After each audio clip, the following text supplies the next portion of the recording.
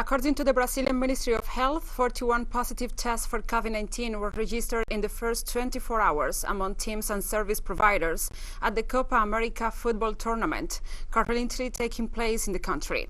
Since the hosting of the competition was announced 2 weeks ago, it has been criticized by scientists and experts who warned that the serious health situation in Brazil.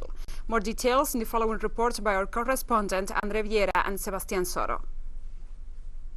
After Colombia and Argentina rejected hosting the Copa America football tournament, Brazil, the nation where the most people have died from COVID-19 this year, decided to host it at the last minute.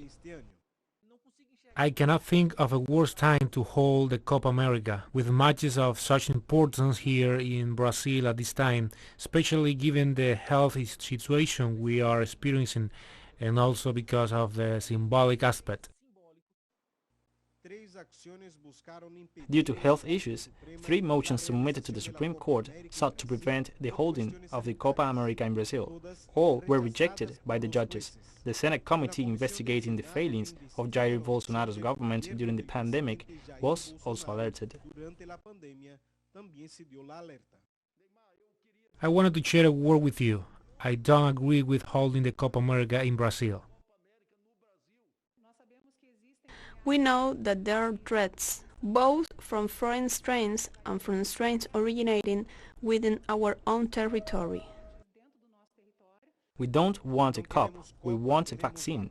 That's what these citizens are asking for in a country where only 11% of the population is fully vaccinated. Brazil has a daily average of 2,000 deaths, and the number of dead and infected people has been increasing over the last week.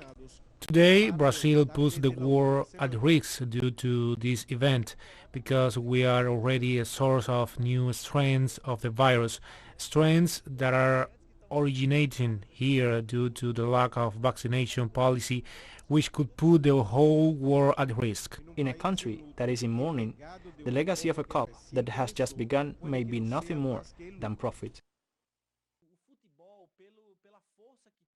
Football, because of the impact it has, especially here in South and Latin America, should be an instrument for promotion, to promote vaccine, to campaign for hand-washing measures, hygiene, isolation, but we end up not seeing any of that. We only see the concern about holding the games, about the contract with the sponsors, and it's evident that there is no commitment to promote measures to control the pandemic.